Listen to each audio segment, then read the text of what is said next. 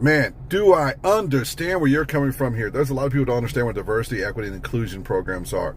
And as someone who's actually done the visual storytelling for me, capturing the audio, capturing the video, doing the lighting, and then doing the editing later to make sure the story's told right, there's another side to it that a lot of people don't get to hear. And I'm talking roughly for the students in those entry level between 18 and 30 that are having a much harder time with the diversity, equity, and inclusion because they don't have the life experience of someone like myself who's 47 or somebody else who's 50, 60 years old who looks at, well, this opportunity presents itself right now. You should be ready to go and bounce on it. They don't have the tools yet. It's great that we offer an opportunity for diversity.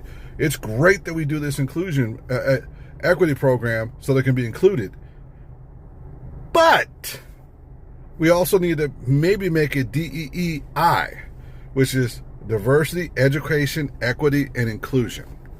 Because without the education piece, the components of understanding how, who, what, when, where, it's very, very difficult for someone who's getting the grasp of getting into the positions at like universities, at a university level like UW and stuff like that. And some of the people I talk to later on, as I'm asking questions and getting in depth into it, they were telling me about their doubts.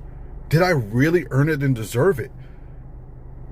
And that's a problem because we, one, need to spend some time helping them understand where they are in comparison to everybody else. And one of the people that was talking to me had an amazing collegiate resume, period. Like their after school programs are great. Everything else was great. But they still felt like the program they were in gave them a leg over somebody, not due to their skill sets.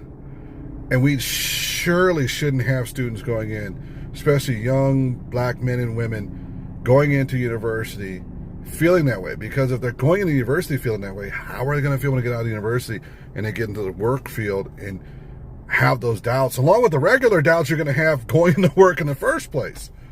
We need to work on that education side so they understand where they're at in the facet of things.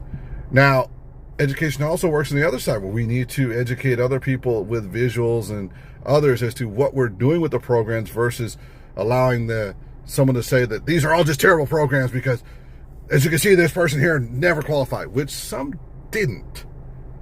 Not all, but that some was enough to be recognizable. And we also have to admit that, too, in our education program, that we need to realize that we need to educate them better so that some doesn't happen. That's my thoughts. Peace.